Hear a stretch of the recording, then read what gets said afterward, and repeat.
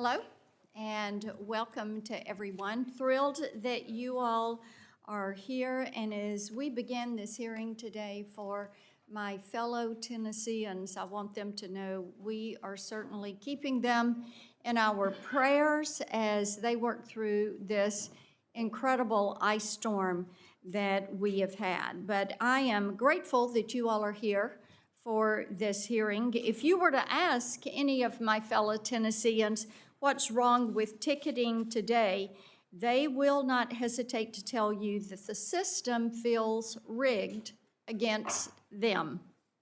They follow the rules, they get in the queue so that they can make a purchase, so they're in there in advance, and they do everything right.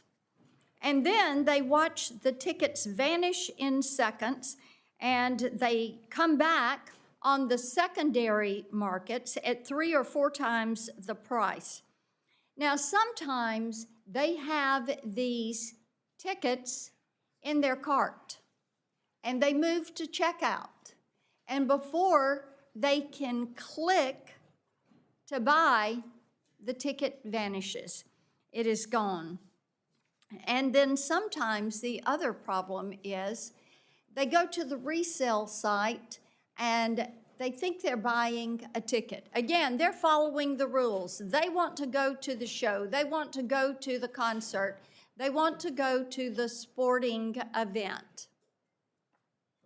But the ticket really does not exist because the scammers and the scalpers are selling speculative tickets.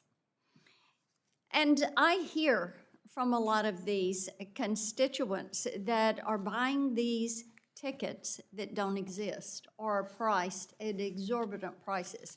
Now, it might be the nurse who has just finished working a double shift, and so she logs on the minute the tickets go on sale, and before she can click to buy, it says sold out. Or maybe it's the dad who has promised their 16-year-old for their birthday they're going to get to go to a concert, the first big concert. And if I went around this hearing room and I said, tell me the first concert you went to, nearly every one of you could name that event for me. You could talk about that day. Some of you would talk about what you wore. Some of you would talk about what you said and the friends that went with you for that event. And of course, the disappointment mounts because the tickets are gone. Fans are not angry about the fact that tickets are popular and that events are popular. They're fans, and they want this experience. What they're mad as hell about is that the system is stacked against them. The ticket industry should desire to do better. They should want to do better for fans of these artists and sports teams and shows. But consumers have lost faith that the rules apply not equally to the marketplace and to them. They favor the bots, the brokers, all the bad actors that are in this marketplace.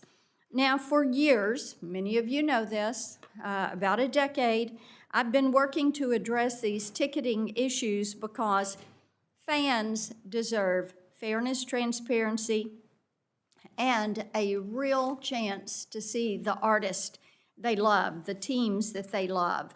And that is why Congress passed the bipartisan, bicameral, Better Online Ticket Sales Act, the BOTS Act, to stop the use of these automated tools and the other schemes that are cheating consumers, that are circumventing safeguards and undermining trust in the live entertainment marketplace. For years, the FTC failed to use the tools at their disposal to go after the scalpers. And by the way, they didn't have any help from Ticketmaster going after these guys. Now, that changed when President Donald Trump went into office.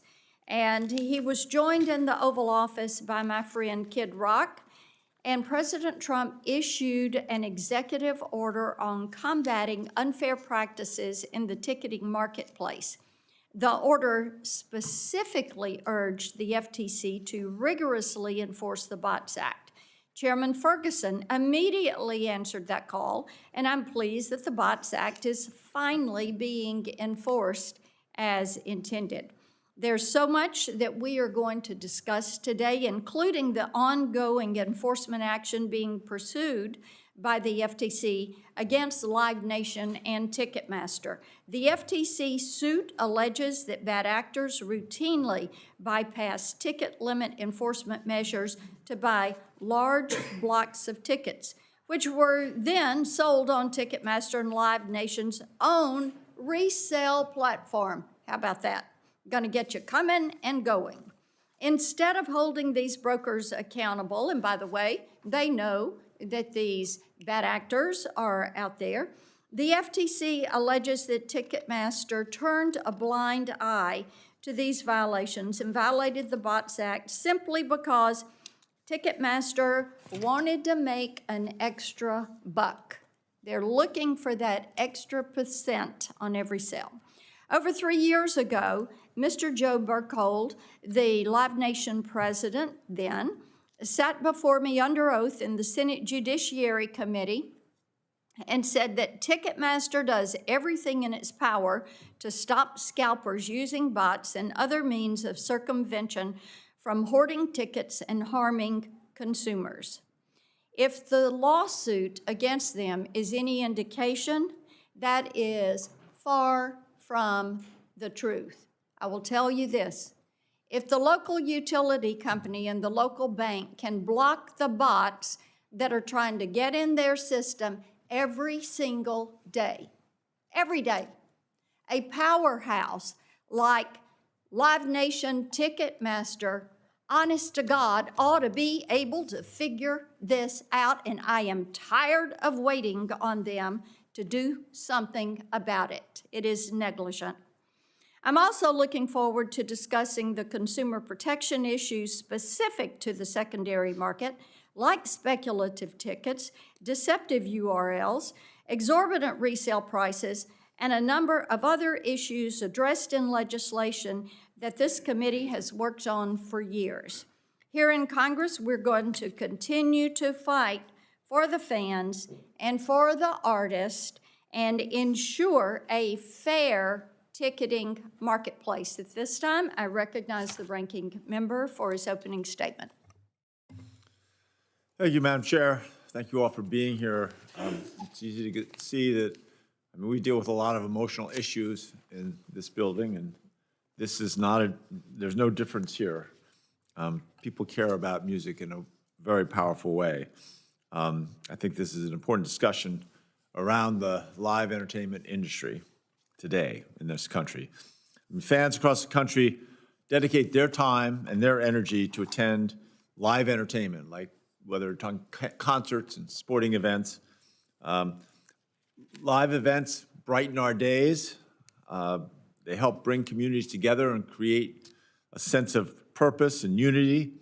When you're part of an audience with a major musical event, you become part of a community in the duration of that performance. These events allow performers to show off their talent, oftentimes at the highest level, and they're creating memories that will last a lifetime. Somebody who grew up in the 60s and went to Woodstock, I realize that's no proof of product, but I have seen my whole life people having those memories change their lives for the better. But what once was an easy, clear, reliable experience for fans to get online or walk up to a box office and buy tickets has turned into a confusing marketplace. Today, a consumer will have to pay an additional administrative fee, a delivery fee, a payment processing fee for every ticket they purchase. It's a checkout gauntlet. I was in the restaurant business and we opened brew pubs across Colorado, and Our North Star was to always make sure that our customers, in music you'd call them our fans, that they had the best possible experience, that there'd be the highest probability that they would come back and be a repeat customer, right? The cheapest customer to get is the one that you've already had. If they ordered a craft beer, our job was to make sure that the craft beer was the best craft beer that they could get.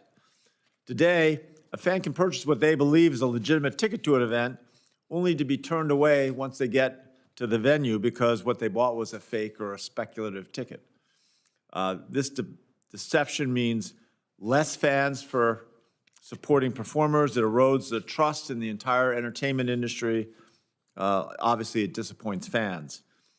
We want fans to experience Colorado's landmark venues, Fiddler's Green Amphitheater, the Fillmore Auditorium, or God bless it forever, Red Rocks Amphitheater. I've had some of my greatest performance memories, not me performing, trust me. Although I did once play the banjo on the stage to Red Rocks, but I'll stop bragging.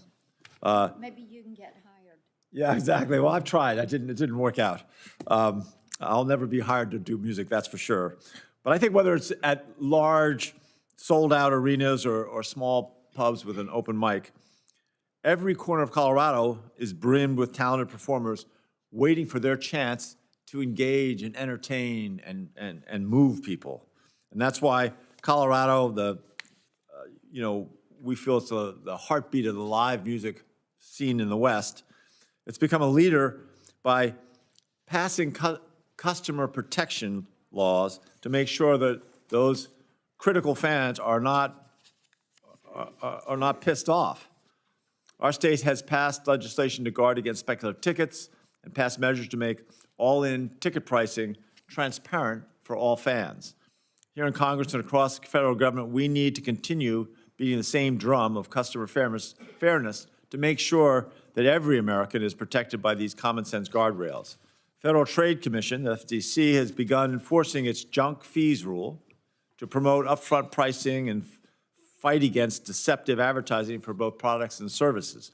Congress also passed the BOTS Act, as the chair had mentioned, in 2016 to stop ticket scalpers from using bots to buy all available tickets for a show just to be able to resell them to the highest bidder. Despite this progress, we need to work together to make sure across government and industry that we can do more. A level playing field with fair competition, clear rules, strong enforcement is going to help every aspiring artist to sell as many tickets as they can, sell out every place they can, and make sure that every performer gets that chance to reach new fans and every consumer that chance to create new memories. This committee has shown that on a bipartisan basis, Democrats and Republicans can come together and begin to make common sense reforms a reality. The Ticket Act, led by Senators Schmidt and Markey, ensures that every consumer sees the price transparency they need from first click so they aren't blindsided at the checkout. The Maine Ticketing Event Act improves data sharing between ticket platforms and helps the FTC catch the bad actors who use bots to hoard tickets and rip off fans. And beyond regulation, I am proud to partner with Chair Blackburn on the American Music Tourism Act, which will grow the entire music ecosystem through economic development, not just regulate it. Each of these bills have passed this committee with bipartisan support. Now we need to make sure that we get them all signed into law so consumers can reap the benefits of these protections. This is about more than just a lower service fee. It's about protecting the live experience that brings so many people together. Let's get the junk fees out of the way so we can get back to enjoying the music of John Denver and Rocky Mountain High. Chair Blackburn, I yield back. I thank the gentleman, and we might let Red Rock or some of your Colorado venues be a little Nashville. We'll take that on. I want to say a thank you to each of our witnesses today. What a great panel. We are grateful that you are here. And at this time, I'd like to introduce our witnesses. Our first is Mr. Robert Ritchie. Perhaps he is better known as Kid Rock. Kid Rock is a well-known singer, songwriter who has sold over 25 million albums around the world. He brings first-hand experience, drawing sold-out crowds to events across the country. Our second witness is Brian Berry, Executive Director of Ticket Policy Forum, an advocacy coalition representing the nation's 6 major online ticket marketplaces. Mr. Berry has spent the last decade working at the intersection of live events, ticketing, competition, advocacy at the federal and the state level. Our third witness is Dan Wall. Dan Wall is the Executive Vice President for Corporate and Regulatory Affairs at Live Nation Entertainment. Live Nation Entertainment, the parent company of Ticketmaster, is the largest ticket vendor in the world. And our final witness, David Weingarten, Chair and co-founder of the Colorado Independent Venue Association, representing over 100 promoters and venues. He also serves as Vice President for Concert and Events at Z2 Entertainment. At this time, Mr. Ritchie, you are recognized for 5 minutes for your opening statement. There it is. Good afternoon. Thank you, Senator Blackburn and committee members, for this opportunity. My name is Robert Ritchie, PKA Kid Rock. I'm proud to say I've been packing arenas, amphitheaters, and stadiums with the greatest fans on earth for over 25 years. I'm also a capitalist. I'm here today because I love God. I love this country. I love live music and sports. And I believe music fans and artists have been getting screwed for far too long by the ticketing system. I'm in a unique position to testify because, unlike most of my peers, I am beholden to no one. No record companies, no managers, no corporate endorsements or deals. To put it plainly, I ain't scared. I ain't scared to speak out on these issues like many artists, managers, and agents are for fear of biting the hand that feeds them. I'm here because hardworking Americans who love live music deserve better, and because artists deserve control over their own work. And let's be clear, this problem is older than timeouts and participation trophies. 30 years ago, members of the rock band Pearl Jam, members of the rock band Pearl Jam sat in these same seats, warning Congress about ticketing abuse. In 2009, Congress was told under oath that merging Live Nation and Ticketmaster would benefit artists and fans. The CEO of Live Nation called the merger an experiment and promised it would increase competition, empower artists, and lower costs. He also said, and I quote, "A system that empowers artists benefits everyone." Almost need a rim shot after that. The CEO of Ticketmaster at the time also testified in 2009 and said, "We believe the combination of our two companies will benefit artists, fans, theaters, sports teams, museums, and all the other facilities, performers, and spectators who use our services." The economic foundation that supported artists in the past is crumbling. Piracy is threatening their livelihood. Secondary ticketing is driving up prices for the fans with absolutely no benefit to the artist. Needless to say, that experiment has failed miserably. Independent venues have been crushed. Artists have lost leverage. Fans are paying more than ever and getting blamed for it. Should Ticketmaster and Live Nation be broken up? Probably. Would that alone fix things? Not sure it would, but I am sure of this. No artist should be forced to sell their tickets without a say in who sells them and how they are sold. What other business in America doesn't control or at least have a say in their own inventory? If artists had real choice, real competition would follow, and tickets would end up in the hands of real fans at the prices we, the artists, set. It's no secret, none, that this industry is full of greedy snakes and scoundrels. Too many suits lining their pockets off talent they never had and fans they mislead. The truth is, much of this could have been, or still could be, solved through technology, especially proof of humanity tools. It hasn't happened yet because there's just too much money in the secondary ticket market. Ticketing companies didn't fail to stop this. Seems they chose not to.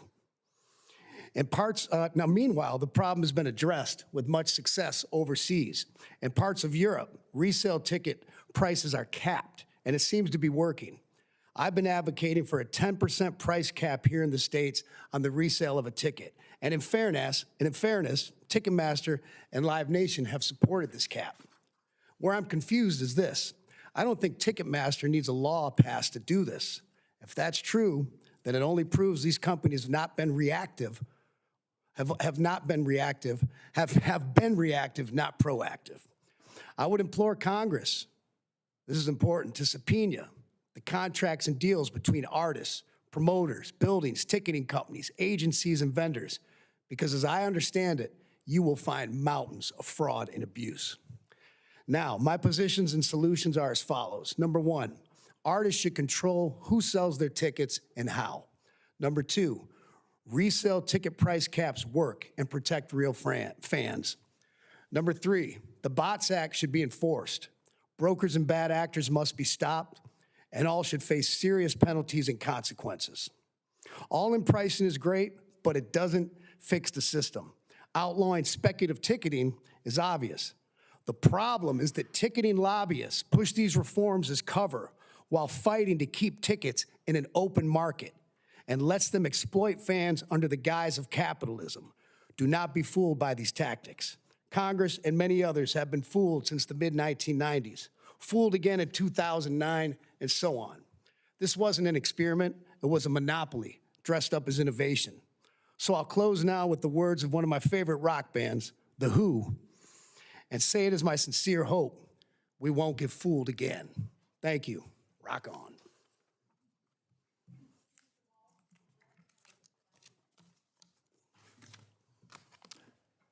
Thank you, Chairman Blackburn, Ranking Member Hickenlooper, and other members of the subcommittee. I am Dan Wall, Executive Vice President for Corporate and Regulatory Affairs at Live Nation.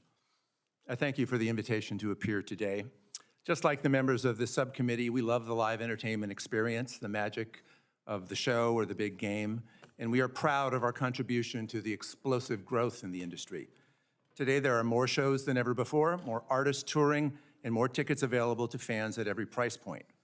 We're also proud that Live Nation and Ticketmaster have led the industry in working with artists in particular in finding solutions to the problems in the ticketing marketplace that frustrate fans.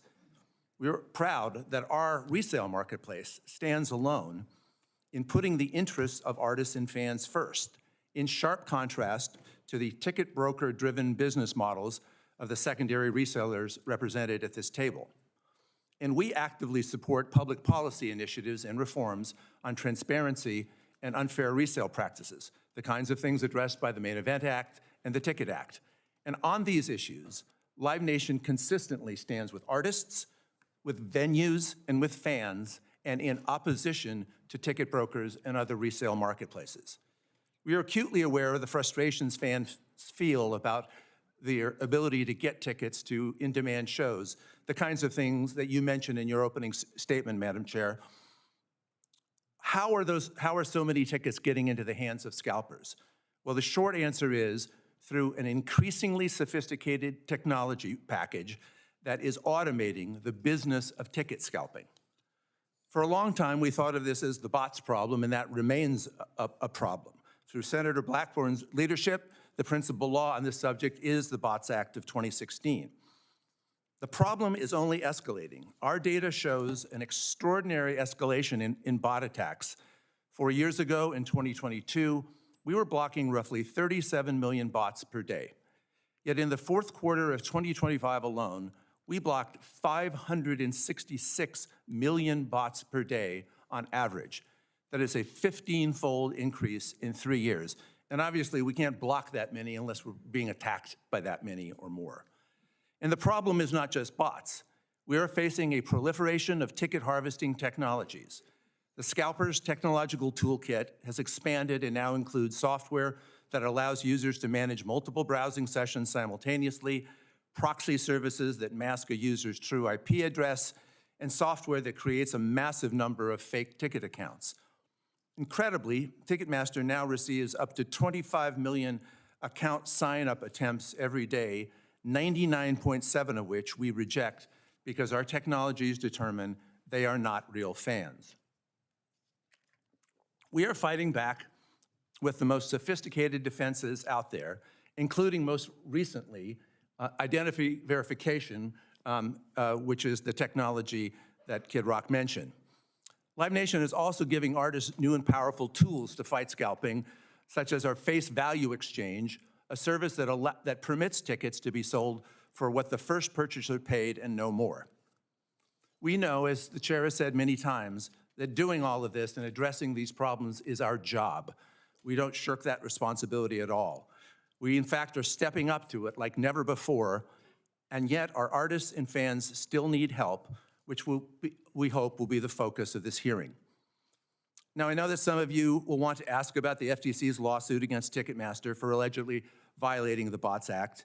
My October 17 letter to Senators Blackburn and Lujan goes into this in some detail. What I want to say now, Madam Chair, especially to you and Senator Lujan, is that your letter to our company after the lawsuit was filed did get us thinking about this as more than a legal issue between us and the FTC.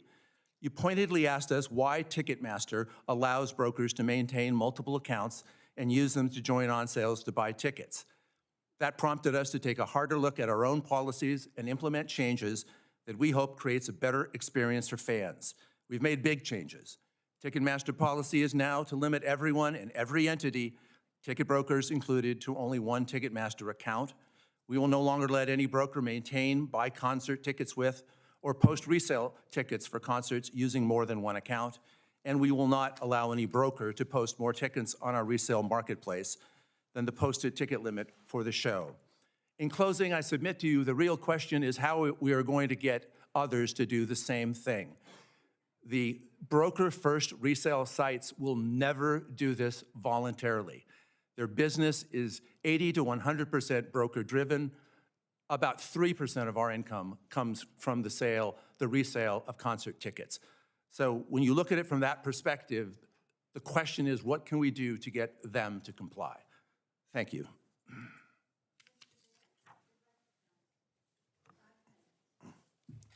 Thank you, Chairwoman Blackburn and members of the subcommittee. My name is Brian Barry, and I serve as Executive Director of the Ticket Policy Forum. Thank you for inviting me. First and foremost, we appreciate the committee's work on the Ticket Act and the Main Event Act. The Ticket Policy Forum represents America's leading online ticket marketplaces: StubHub, SeatGeek, Vivid Seats, Game Time, TickPick, and Events Ticket Center. Importantly, these companies are not just resale marketplaces. The world has evolved. They each have unique business models, but several of them seek to challenge the status quo in so-called primary ticketing and are directly working with teams, venues, and promoters to give fans better access to tickets and much better access to technology, and to give these partners in the industry enhanced options when it comes to the distribution of tickets. To be candid, real progress in breaking through and getting into the primary ticket has been tough. I don't need to tell you that, mostly because the monopoly makes it that way, as the Justice Department has detailed in its complaint against Live Nation Ticketmaster. As an industry, however, we get fans into the events they love. We help to ensure no seat goes empty. It's our obsession. Our member marketplaces serve tens of millions of fans every year, providing safe, guaranteed ticket transactions and trusted options when it comes to both buying and selling tickets. Further, we are proud that our online marketplaces brought ticket resale off of street corners where fraud and counterfeits were rampant and into the online space where they are protected, it is transparent, it is tax-paying the way it should be. There's one thing that nearly every one of us will agree on, and that is that the system, including the ticketing segment, should work better for fans. Too often, for reasons long before a ticket is even manifested or put on sale, fans are set up to feel confused, frustrated, and shut out entirely. But blaming ticket resale for all the problems in this system, ticket resale being the very end of the chain, completely misses the mark. Significant harm to fans originates at the source in the currently rigged system where one dominant player maintains its powerful grip today over artist management, promotion and tours, venue operations and venue ownership, venue ticketing, primary ticketing, and ticket resale. This committee and the executive branch have repeatedly studied this issue. and reached several important conclusions about how to improve the fan experience. So I'd like to tell you about that. There's 4 items. Number 1, the FTC now requires all-in upfront pricings so that fans are no longer misled about what the cost of their tickets will be. We can all agree that it took too long, but it was the right outcome. The Department of Justice, as you know, has sued Live Nation Ticketmaster repeatedly, has readdressed consent decrees, and now will begin one of the biggest monopoly trials of our lifetimes, along with 40 state attorneys general. Please, Department of Justice, stay the course and finish the job. Congress, Madam Chair, as you know, passed the BOTS Act, and the FTC is investigating and suing several alleged violators, including Ticketmaster. The FTC should continue to enforce the BOTS Act, and we agree the act could benefit from enhancements to help with enforcement through the Main Event Act.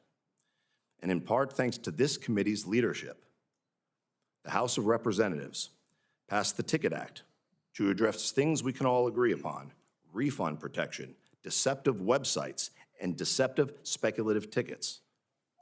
This committee passed it by voice vote. Now, this bill, if it were to become law, would require significant re-engineering and investment and change from our member marketplaces, and we accept that. We embrace that because it's the right thing to do for the fan. We urge this committee to send it to the President to be signed into law. You're going to hear a lot of disagreement today. However, there is far more, believe me, that the 4 of us sitting here agree on than we disagree on. Go after illegal bots. Ban deceptive websites and ban deceptive speculative ticketing. Our platforms support stronger fan protections that include more transparency, less deception, and more enforcement of fraud and abuse. What we can't support and don't, however, is completely locking fans out with other options, eliminating legitimate resale, driving resale into fraudulent black markets, and giving more monopolistic control to one company under the false banner of reform. I encourage you to resist framing this debate about a zero-sum fight between good and bad players, because the fight is about the fan. For the consumer, it's about the banning bots, it's against deception, and against fraud. Thank you.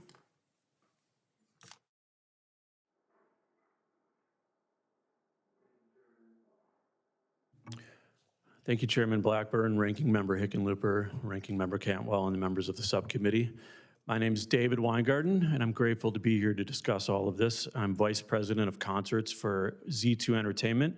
We operate 3 independently owned venues across Colorado: the Boulder Theater and Fox Theaters in Boulder, Aggie Theater in Fort Collins, and exclusively book several more across the state, producing approximately 700 live shows annually.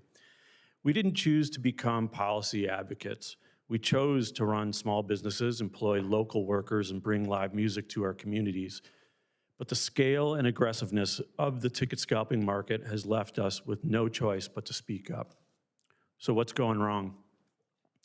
Fans are unnecessarily price gouged on reseller sites when cheaper tickets are still available from our box office. Billions of dollars in Google ads steer fans into the scalping market. StubHub alone spends $800 million annually to have their website and ticket listings appear on search engines ahead of ours. StubHub had active listings advertising $40 parking spaces at the Merriweather Post Pavilion right here. The problem? Parking is free at the Merriweather. Every night, our box office staff deals with fake tickets that don't scan, for seats that don't exist, for events that were never scheduled at all. Ticket Network listed tickets for a Joey Valance and Bray show at the Fox Theater. The problem? The show didn't exist. One fan paid more than $300 to a scalper for 2 Big Bad Voodoo Daddy tickets at the Boulder Theater, which cost $27 on our site. The reseller also promised, quote unquote, guaranteed first 8 rows. The problem? The show was standing room only. The most extreme version of this is what resale sites call concierge or seat saver tickets, which are not tickets at all. Fans are led to believe that they are buying a real seat, but they're unknowingly paying overpriced for a price gouge promise that someone might try to find a ticket later. It's purposely deceptive. For example, the Howling Wolf in New Orleans was charging $10 to a show before a single ticket had been sold. Despite that, StubHub was listing a speculative ticket for $964. We found seat saver tickets on Vivid Seats for Beyonce in Houston, Atlanta, New Jersey, and Las Vegas for rows at the venues that did not exist. This is the core of the concierge model. Charge first, source later, maybe. That is why the music industry does not support the House Ticket Act as written. It claims to ban speculative tickets, but creates loopholes that allow this deception to continue under a fancy new name. You couldn't sell a car, a hotel room, or a plane ticket you don't own and call it a service. Live shows should not be any different. When something goes wrong with these fake tickets and overcharged tickets, fans don't blame the scalper who sold it to them. They blame the venues and the artists. We are responsible for paying artists, staffing, safety, production, payroll, rent, performing rights organizations like ASCAP, and more. Scalpers and their platforms do not pay any of these costs. Nothing. And they definitely do not deal with the upset and angry fans at the door. At Z2, we've been forced to print out and keep this reseller customer support sheet because fans are angry and confused that this is quite literally the only thing that we can do to help. Anyone who's tried to get help from these sites knows that phones don't get answered, emails go nowhere, and travel expenses aren't reimbursed. The question before Congress is not whether fans are being harmed, they are. It's whether federal policy will finally catch up to the realities of ticketing in the United States. Congress should ban speculative ticketing with zero loopholes for schemes like SeatSaver. Embrace bipartisan movement in the states by passing a national ban on resale above face value and a cap on outrageous resale fees. Ban deceptive URLs, spoof websites, and predatory search engine advertising. Support the U.S. Department of Justice effort to break up Live Nation and Ticketmaster, and close the Bots Act enforcement gaps by passing the Blackburn-Lujan Main Event Ticketing Act. Artists should be able to control how their tickets are sold. The fans should be able to trust the platforms that they use. And independent venues should not have to fight for survival while scalpers make billions off of our risk. We need Congress to act now. In an era defined by division, live music continues to create connection and common ground. Making it affordable for Americans is definitely worth fighting for. Thank you for your time.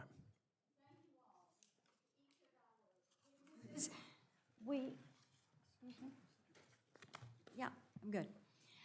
We're going to begin our 5-minute round of questioning and work through the members as they come to the dais. Mr. Wall, I want to come to you. I want to thank you and your team for collaborating with us as we planned our hearing today, and your appearance is certainly appreciated. I will say I was quite disappointed when I read the FTC complaint against Live Nation Ticketmaster, as well as your response.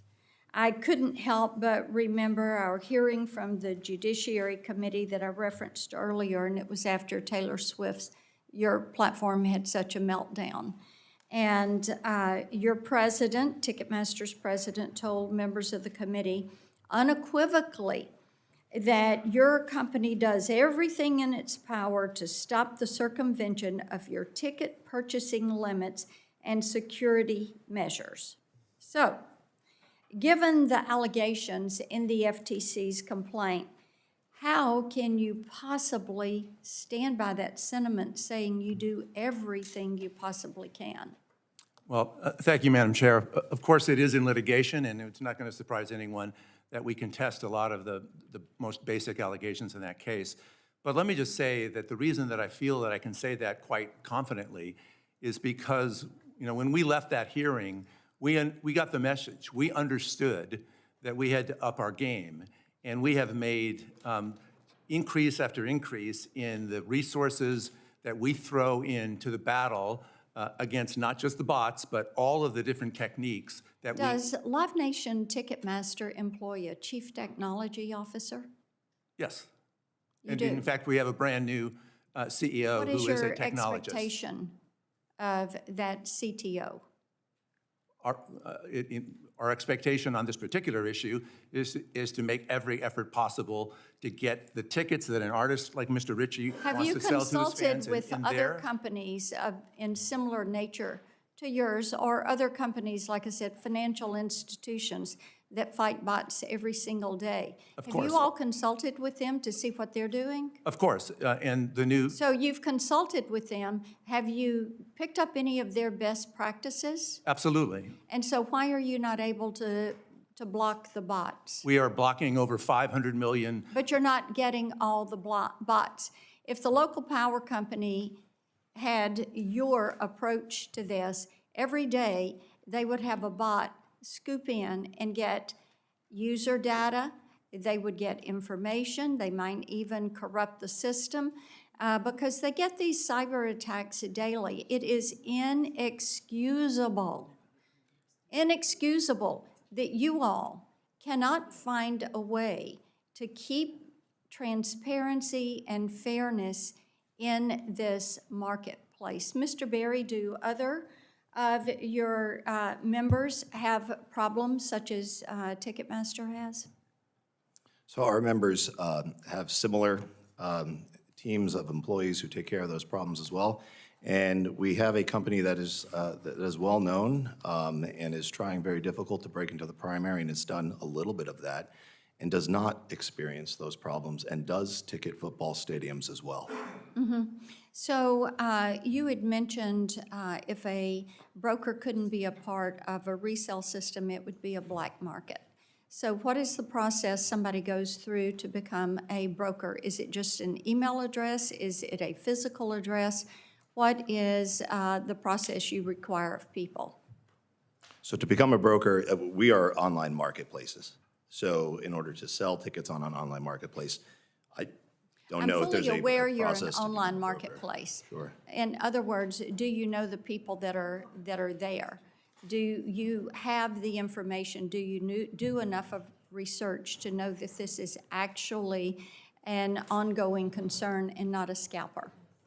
So every seller that is on a marketplace has to set up an account and be verified and provide their information and their address, et cetera. If there's ever a problem as a marketplace, like any marketplace, in our case, tickets, we only do one thing, and Mr. that's tickets. Weingarten, you're kind of rolling your eyes on that. You got a response to that? I don't think that that's even possible for the amount of, So you don't believe what they're saying? I do not. Okay, that's great. Mr. Ritchie, I want to come to you. I know you've got the reputation not only in Nashville but around the country. You do a barn burner of a show, and you're known. You're going to say something for- else.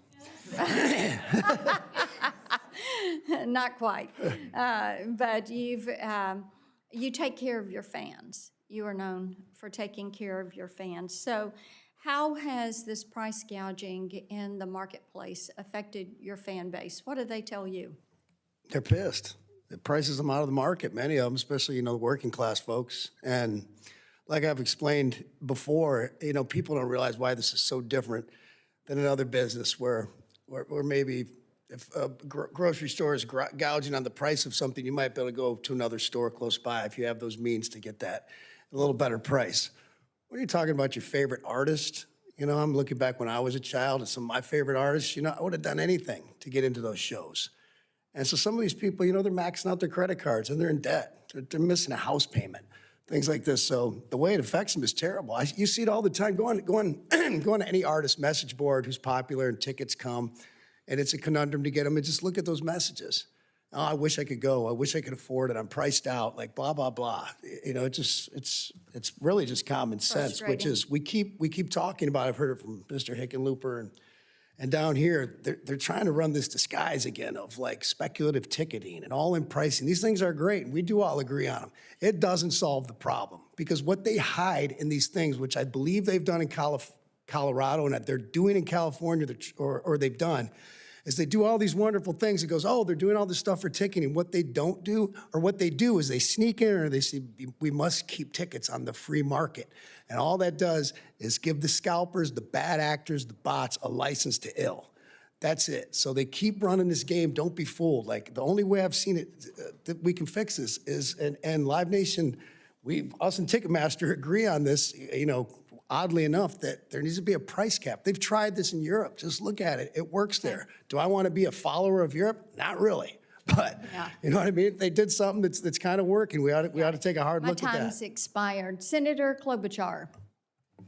Thank you very much, Senator Blackburn. I actually chaired the hearing in Judiciary that Senator Blackburn took part in, and Mr. Ritchie, thank you for being here. I remember that well because we had trouble getting artists that wanted to come forward. We found a guy, Clyde Lawrence of the band Lawrence, and what I remember most is that he ended up being a great witness, but he kept turning to the person behind him, and everyone on TV thought it was his lawyer. It was his saxophone player. That hearing, I have the same lawyer present. there you go. None. But it made a difference because we gathered evidence that we gave to the Justice Department and with Senator Lee.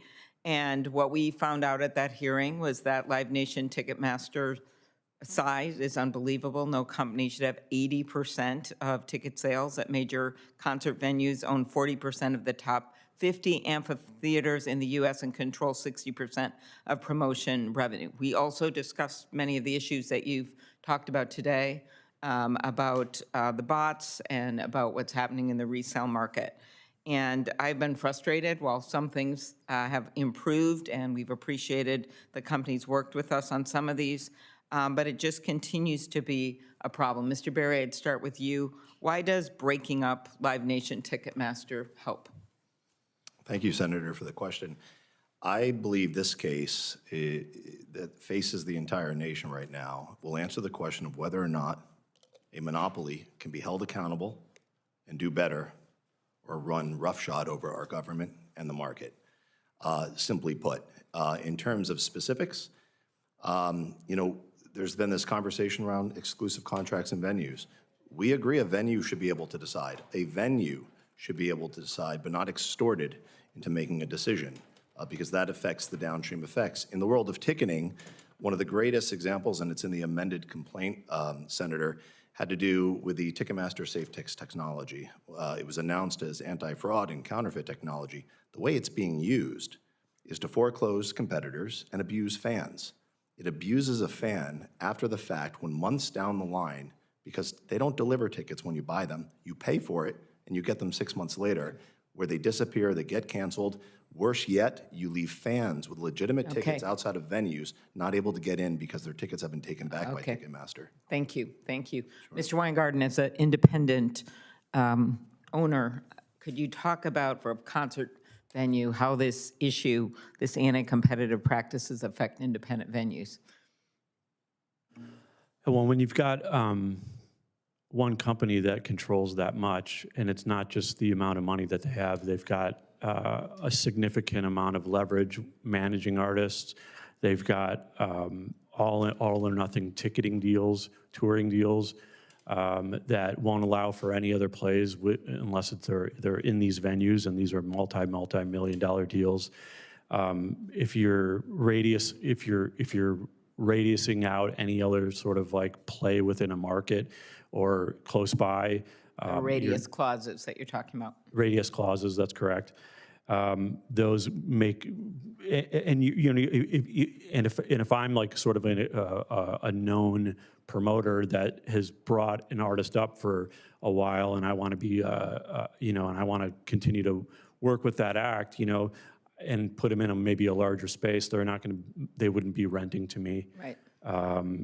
The list goes on, and they're a behemoth for sure, and it makes things very difficult for independent promoters. Thanks also for focusing on some of the deceptive practices. That bill that Senator Cornyn and I did, the Fans First Act, some of those provisions are in in the Ticket Act.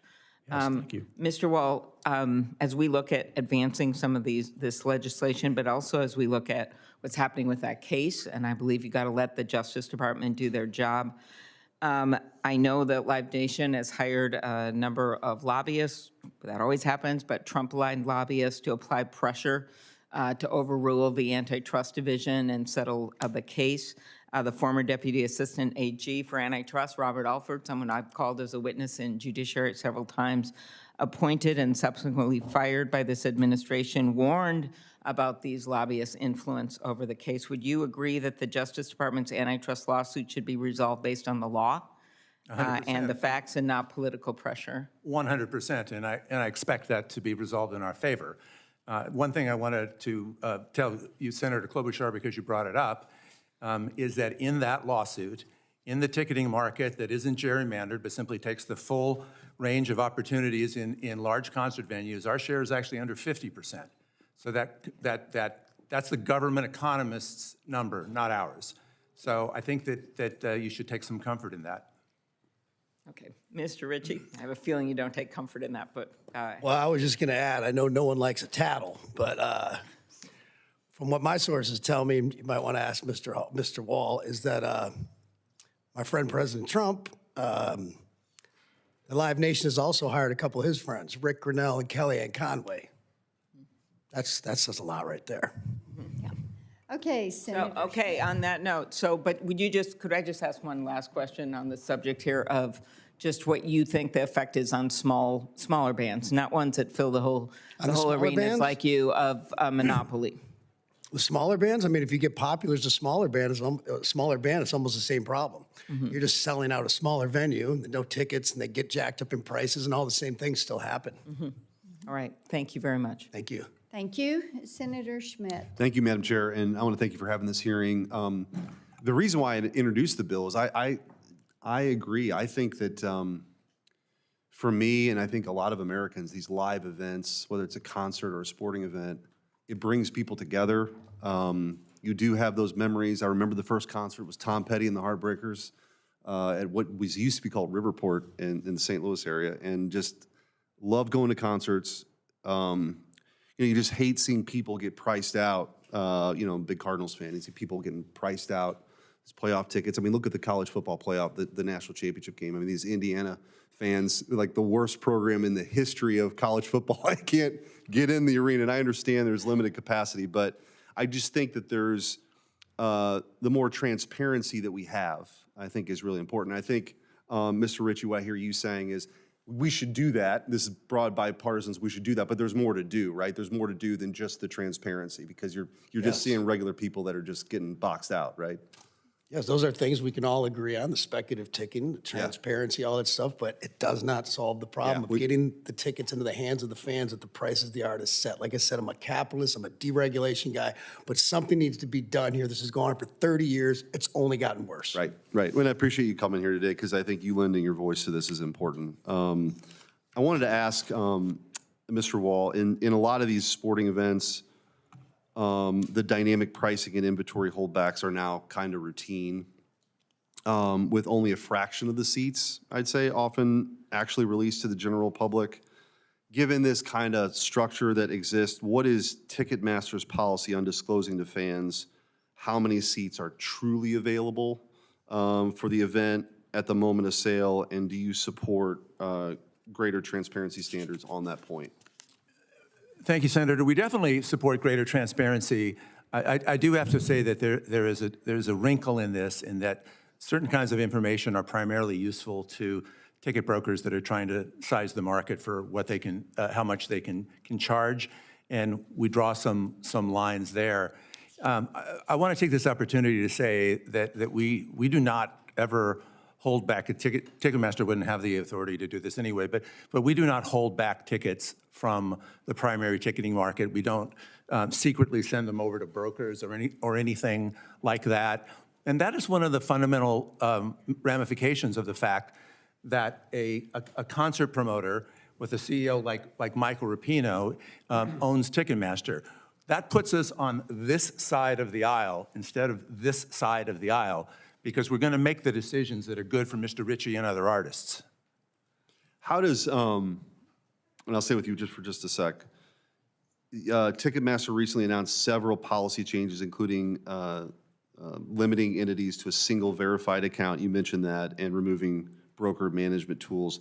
How would this legislation, the Ticket Act's requirement for full transparency, complement that or help that as far as the internal changes that you're already making in that regard? Or does it? I don't see a particular connection to it, but we're going to vote yes on transparency pretty generally, just because we agree that that's an important part of the market.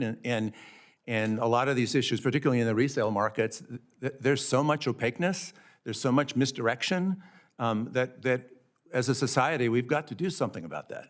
Okay, thanks. Thank you, Madam Chair. Thank you, Madam Chair. Mr. Berry, music venues and promoters traditionally guarantee that every ticket sold by their box office admits them to the shows. How do your ticket resale platform members verify that a ticket is real prior to it being listed on their resale platforms? Thank you, Senator, for the question. We advocate, as your office knows, for interoperability and greater connections between the primary and secondary. Great example, sir, would be Pacquiolin. That's a company that Ticketmaster was required to divest during the merger, large in the collegiate area. When there's a ticket purchased or resold, there's a connection on the back end so that there's verification, and when it goes for sale, there's a guarantee it goes through. This is not just trusted, but it's verified. We'd advocate for that across the entire ecosystem. When 80% or more of popular concert tickets are controlled by one company that will not share that information, there has to be a lot of trust, and there has to be a lot of customer support. The greatest thing we can do as marketplaces then is hold the sellers accountable. So, Mr. Berry, do all your members guarantee that the ticket's good? All guarantee refund protection or comparable. That's not what I'm asking. Do all Yes, your Senator. members guarantee when you buy the ticket you're going to get in? I mean, the answer is no. We can just say it. The answer is no. The guarantee I can move on to the is that your ticket will work. Okay, let me or move you on to the next refund, question. or you I'll help. get I'll comparable help you with this, sir. You're not going to say it. I'll say it. The answer is no, and we know it's a problem. We need to fix it. So if you're saying that you want everyone to guarantee it, then make them. Don't allow them to be a member unless they guarantee it, and then we won't need to pass legislation. So I hope we can work on that one together. Mr. Berry, which of your companies allow speculative ticketing and which ones ban it? So multiple companies don't allow it on their platforms, and you know the challenge with speculative ticketing, sir, is that there are a lot of tickets that you may presume are speculative that have already been provided through different allotments that no one knows about because it's completely opaque and secret. There can be, you know, multiple pre-sales. There can be deceptive secret holdbacks of tickets. Now, I understand today that was challenged, but through subpoena authority, the New York State Attorney General obtained this information. So when we see some of these tickets, they are not speculative. Let me ask you the question. As for speculative, sir, we would support a ban on deceptive speculative tickets as the Ticket Act has prescribed. Would you support a ban on speculative ticketing? Yes, sir, and that's why I call for this committee to pass the So Ticket will you do me a Act. favor? And Mr. Ritchie, I appreciate your response earlier. To all my colleagues on the committee, I had the amendment. I had the amendment to get rid of speculative ticketing, and then I was told by some of the offices, take it down because it's going to take the whole act down. And I talked to the main author, Ms. Blackburn. We said, well, okay, we need this, we need the act. But if everyone here agree we should get rid of speculative ticketing? Mr. Ritchie, yes or no? Yes. Mr. Wall? In stronger terms than he Mr. wants- Berry, I heard you say yes. You want to repeat that? Yes, Senator, pass the Ticket Act. Absolutely. Let me ask you a get rid of question just real quick, speculative Mr. ticketing. Berry. You support getting rid of speculative ticketing? Yes or no? Yes, sir, it's a big change in the industry. We think it's the right thing to do for the Appreciate fans. that. Mr. Weingard? Absolutely, Okay, well, 100%. Mr. Chairman, I'm glad you're here, sir, and we hear this, and all the staff in here hears it. And maybe we can just offer this up next time we have any bill that comes in, since we're in the Senate. There's nothing that restricts us on offering whatever we want to do. It's in the committee's jurisdiction, so I look forward to doing that with everybody here as well. Mr. Wall, let me jump to you here real quick, sir. September 2025, the FTC brought suit against Ticketmaster, alleging that the company knowingly allowed brokers to use multiple accounts to evade ticket limits. Now, I'm aware that you dispute these allegations and there's ongoing litigation. But my question is, how many bot-related circumvention referrals has Live Nation made to the FTC since the Bots Act passed in 2016? I'm not sure the exact number, but there came a point when they told us to stop doing that because they understood that the bots problem was an ongoing problem. So have you disciplined, Mr. Wall, any brokers or your company disciplined any brokers or banned them from buying or listing tickets on Ticketmaster based on their circumvention of your technological controls? Yes. I appreciate that. Madam Chair, I'm going to turn this back over to you. I know everyone here knows that I've been proud to work with Senator Blackburn on this issue as well. I now am proud that I heard from everyone in the industry that we can get rid of speculative ticketing. I look forward to working with the chair and the ranking member of the full committee to bring that up. And all the staff that are in here, I hope you just author it. If the chair wants to put his name on it, I'd be happy to turn it over. But let's get that done. Let's get rid of it. Thank you for the time. And thank you, Senator Lujan. Senator Cruz. Thank you, Madam Chair. Welcome to all the witnesses. Mr. Ritchie, let me say, as a Texan, I'm particularly happy to see you bringing cowboy hats back to the United States Senate. It warms my heart. Yes, sir. Let me start with you, Mr. Ritchie. In your testimony, you talk a lot about how music fans and artists have been harmed by systemic problems within the ticketing system. You've been doing this for over 25 years with a ton of success. What do you see as the biggest problem for music fans? Well, like we're saying, we keep going back to these speculative ticketing. Transparency, all this stuff, great. Everyone does agree on these small things, but it does not solve this problem. The biggest problem I see as an artist is getting the tickets at the prices I set into the hands of the fans. And like I said, I'll say it again, I'm a capitalist, I'm a deregulation guy. There's no way around this but to put a price cap on this or technology figure it out, but technology hasn't yet. Maybe they don't want them to. I mean, when people are making a lot of money in the secondary market, and I even told the CEO of Live Nation a couple years ago, I go, you guys would have probably gotten away with this a lot longer if you just would have paid the artists some of the money in the secondary market, which they never did. We never shared in that. But either way, I'm here for the fans, that's it. I would actually take a pay cut off this. I would rather have more fans and take a little less money or have packed buildings and play to that, because let's face it, as a front man and a lot of front men, we have a little bit of egos, all of us. And rather than take that little bit extra money. Fortunately, no one in politics has that. Yeah, not at all. So it's getting the prices we set, getting them to the hands of the fans. You also talked about how artists have lost leverage in the ticketing system. And obviously, venues make relationships with ticket sellers. Can you explain what it means, how performers have lost leverage, and what might change if artists had more control over ticket sales? Well, I mean, just with this, speaking of the secondary market, if I went to Ticketmaster, I don't know, a couple months ago, I got a tour coming up. I could go like, hey, we've agreed on a price for the ticket with the building, with the fees, everything. Okay, I want to buy all 15,000 tickets. No way that's happening. You can only get a certain amount for your fan club that you want. Maybe I want to do special things there. Maybe I want to do things like, have first class tickets available like an airline, but then also have some really cheap tickets around there without doing dynamic pricing, which kind of takes one ticket right next to another ticket and for no reason just jacks it up. I'd rather be transparent about this going into it. Like, yes, we know we have first-class customers. People have worked hard and done well. We want to provide them very expensive tickets, so they're going to be there towards the end. Also want to have very cheap tickets, but I want to lay this out across the board. Just all sorts of unique things we could do with those tickets, whether it's giveaways, fan clubs. Some people have corporate deals they want to do things with, and it's not like they haven't worked with us on that. I'm not saying Ticketmaster doesn't. But just the freedom to say, like, I don't want my ticket resold at all. I'd rather a couple percentage, a few hundred people kind of get screwed over and say, I can't sell my ticket back. I got to eat it. Because I know right now if that happened, that 95, 96% of those people would have a great experience at buying the ticket. And some of these things now, I've heard in the last 6 months, we can do that. We can do that. I'm like, well, why couldn't we do that for all these years? And it seems like I said, people are being reactive instead of proactive. Let me ask the other witnesses, do you agree with Mr. Ritchie, number one, that as an artist he could not buy, say, all 15,000 tickets? And if you agree that under status quo he can't, why not? I can answer that, Senator. The reason is because in the United States, the tickets are issued and owned by the venues. The ticket is literally a license to come onto the premises during the show. And so there are venue interests here that are reflected in thousands of contracts.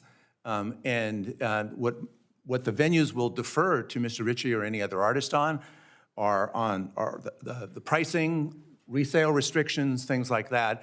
but they're not going to give up their property rights in the tickets. We too are rooting for fan success, Senator Cruz. We believe that the artist and the artist success and event success, we want to see sold out. We help achieve 100% sold out. But at the end of the day, I agree, the artist, they should set whatever price they want to set. I think Kid Rock, if I may, I think he's absolutely right. He wants to set different tiers of his pricing, he can, and fans should have that option. They should also have the option, if they choose, to recover their costs if they can't use it or to be able to resell it. Ticketmaster doesn't make it very easy, sir. Sometimes these price caps come with price floors. It happened to me, and I'm in the industry last year up in Baltimore to see Billy Joel and Stevie Nicks. Took my kid up there.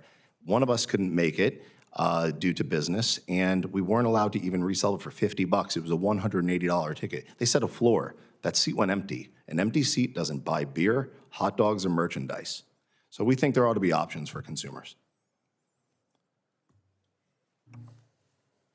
I don't think anybody disagrees with the fact that there should be some resale available for those types of events that occur. That being said, when a bot or somebody comes in and purchases hundreds of tickets or whatnot, and we are looking at it as a venue, as a sold-out performance, so we staff as such with 100% staffing, the whole lot, and we're also paying the artist for those for that sold-out show as well.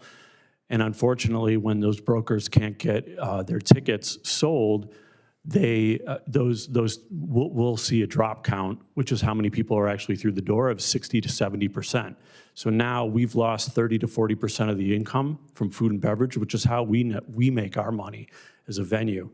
And so, and to put the salt on the wound is that these brokers, these scalpers, will then claim fraud on all of the unsold tickets and will get their money back from these credit card companies. And so we'll get charged that as well. They're called chargebacks.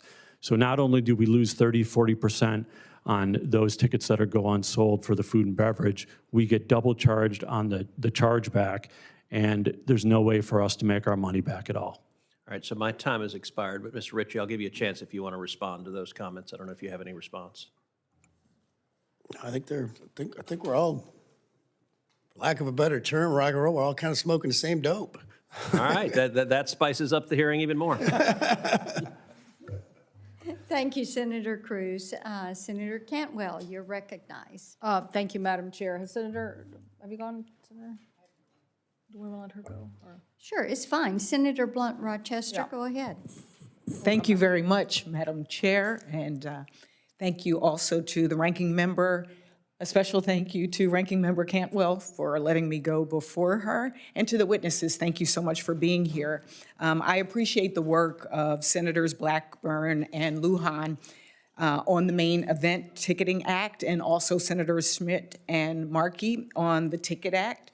I came to Washington to fight for Delaware families, the fans, artists, and consumers. To me, live events shouldn't be a luxury, but all too often, fans are actually facing a stacked deck online, from hidden fees to misleading listings to speculative tickets to bots that scoop up all the inventory in seconds. As everyone has said, I think many of us have experienced it. I too experienced it for Beyonce tickets. When I served in the House, I offered an amendment that was included in the previous version of the Ticket Act to crack down on deceptive ticketing websites or fake URLs.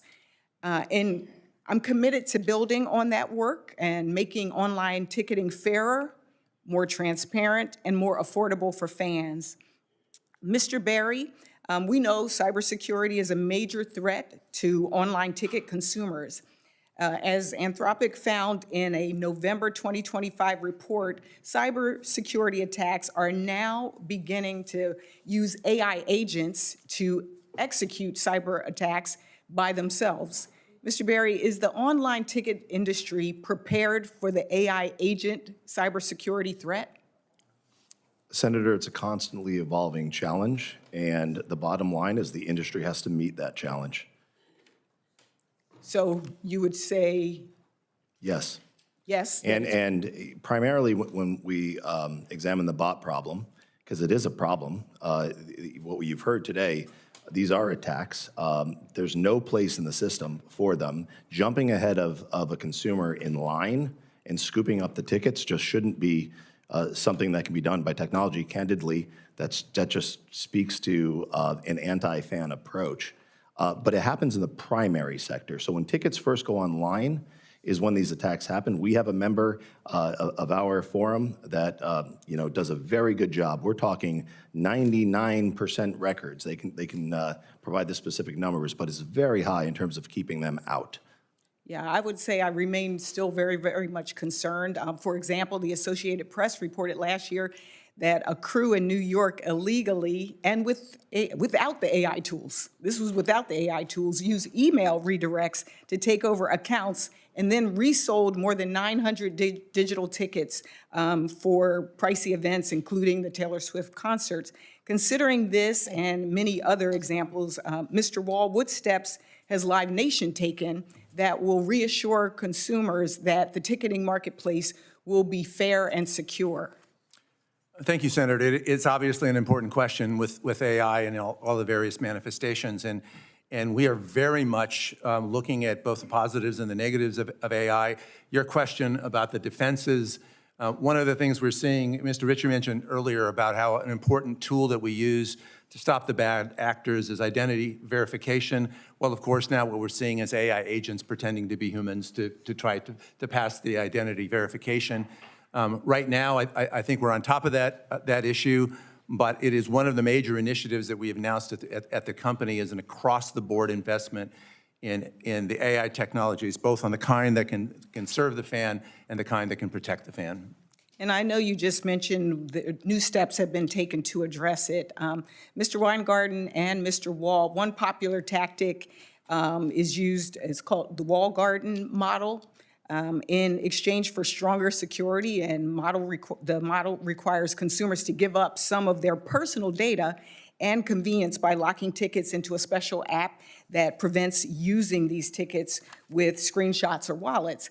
Yet reports like the one from 404 Media suggest resellers can still bypass these walled gardens. Mr. Weingarten, from the independent venue perspective, do ticket transfer restrictions genuinely reduce fraud?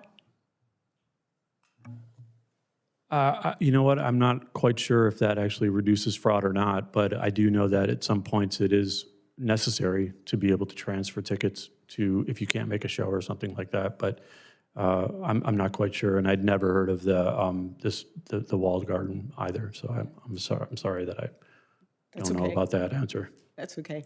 I will submit some more questions for the record for the witnesses. But again, bottom line, this is truly about the fans, it's about the artists, and it's about making sure that we, in this age, also care about what's coming next, whether it's AI or quantum and how it's going to be attacking these systems. So thank you very much. I yield back, Madam Chair. Thank you, Senator. Senator Cantwell, you're recognized. Thank you, Madam Chair, and thank you for holding this important hearing, and for you and Senator Hickenlooper, but I want to thank you particularly for your advocacy for the music industry and for your steadfast approach in helping on all sorts of legislation that is trying to make sure that content created by artists are protected and that it's not replicated with AI and a variety of other things. So I'm definitely supportive of the Speculative Ticket Act that Senator Cruz and we passed here, but it hasn't gone all the way through the process. Definitely, I think Senators Markey and Schmidt, I think Senator Schmidt was here earlier and mentioned that he's supporting that. Definitely in support of upgrading the Bots Act of 2016. I don't think it's strong enough. But I think the larger issue here, first of all, love music in the Northwest. We are a big music state. And Mr. Ritchie, appreciate you mentioning Pearl Jam. We have lots of venues.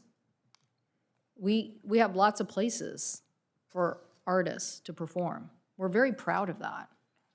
But we're not proud if we can't get the artists in those venues. And the sea change that's happened in the meantime that we've had this conversation is the fact that Live Nation and the tickets are now 80% of the market. So the Department of Justice, along with 40 attorney generals, including my home state, are currently suing Live Nation and Ticketmaster, including monopolizing live events industry. So Mr. Weingartner, earlier, this conversation came up about the radius clauses in contracts. And so, you know, what are we doing to look at this management structure? It was very interesting. The Seahawks said, you know what? Do not resell your tickets last Sunday. Do not. They literally sent a message to all the season ticket holders. They said, don't do it, or we'll take your tickets away from you. And believe me, I didn't see any Rams fans in that stadium, like a few, like 12, okay? But the fans knew they were serious. Now, they could have made lots of money off those tickets, but the venue in this case said, don't do it. So they do have the power to do something here. They just don't use it. And that is an interesting point to Mr. Ritchie's earlier testimony. Why don't they? Particularly when the artists are trying to protect the fans and protect their fan base. But Mr. Weingart, it's even worse when the marketplace doesn't function and Mr. Ritchie can't go to one of your venues because somebody already wrote a clause that says that he can't, or that you can't go within certain miles. So what are we doing to create a competitive environment? You know, again, we have lots of venues that are in the 5,000 to 7,000 seat range, created by lots of outdoor sites, you know, tribes. You know, we have 29 tribes, they're creating venues. Like, there's lots of opportunities for people to go, but not if somebody's shutting the market down because they control 80% of the market. So what do we do to get at these contract clauses that would give other artists like Mr. Ritchie the availability to go where they want? So why can't he, you know, or some of these other artists just agree to go to another venue at a lower price? I think that asking Kid Rock and his management about those deals, you know, would probably be a good idea. But also, you know, it's not I'm asking necessarily you whether we need to see the contracts that show that these kind of manipulative practices are actually being deployed that curtail artists from signing up in your venues. That's what I want to know. I think that when you're talking about multi-million-dollar national touring, all-in touring deals, and they all want to make sure that they are playing in those Live Nation / Ticketmaster rooms. The artists will play in just those rooms only. And even, you know, with some of these like bigger festivals that are playing in LA or in other places, they make these incredibly massive radius clauses that no artist can play anywhere within, you know, the western half of the United States for a specific period of time. And so they are locked in contractually to not do that. And when you're talking about, again, these multi-million-dollar contracts, that's something that happens. I do think that with radius clauses, when you're talking about different artists and playing in the same market and whatnot, I do think that there's some discussion that needs to be had around announcements so you're not cannibalizing the different ticket sales. But when we're talking about, you know, the fact that somebody can't play in Colorado because they're playing in at a festival in Los Angeles or something like that, those are definitely more egregious. If Brandy Carlisle wants to play the Gorge, Right. and she makes an agreement to play the Gorge, but Brandy Carlisle also wants to go to Walla Walla and have an event, she should be allowed to go. She should. And because otherwise you're just price gouging. Right. You're not giving the artist the flexibility. You're basically taking the consumer and you're price gouging, running up the price.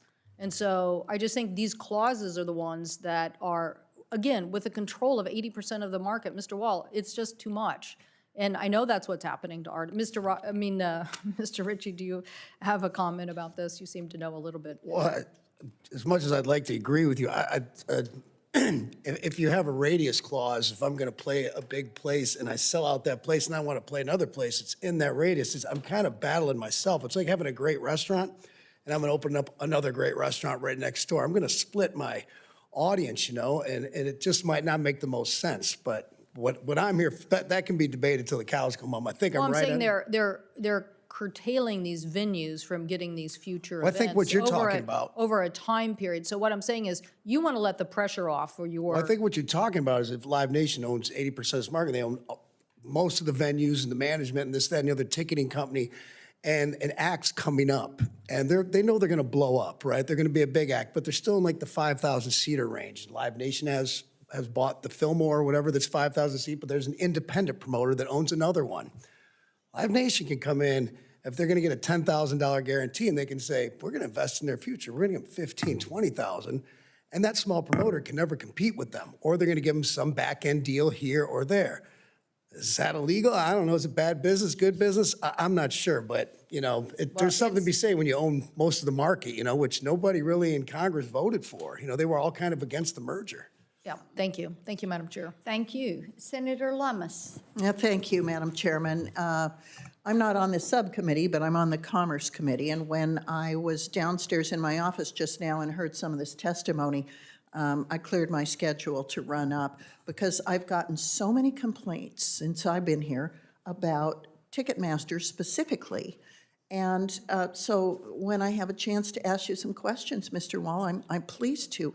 Can you explain, first of all, welcome. Thank you. And welcome to all of you. Is Ticketmaster a monopoly? No, we are not. And tell me how you come to that conclusion. Because we are near the end of the road in the antitrust case, and the math has been done. And if you just look at the addressable market for large venues, the government's economist is putting our market share under 50%, so that's not a monopoly share. They have an alternative argument that looks at 20% of that market and says that we have a monopoly of that, but there's no such thing as a monopoly of 20% of a market. That's why. So what defines a monopoly? It's typically that you have the ability to charge monopoly prices, reduce output, things like that. Okay, if you control artists, venues, and tickets, and a person has to choose, who chooses your venue has to use Ticketmaster, or an artist that you have a relationship with, that sounds like a monopoly to me, because you have relationships with artists and with venues and with tickets. And when you're able to combine the three, it forces artists to use your venues and your tickets. It requires venues to use your artists and your tickets. And it takes choice away from both the artists and the venues. And to me, that sounds like a monopoly. I understand, Senator, and that's the story we hear a lot. But if I could just give you a couple of data points without getting too argumentative about this.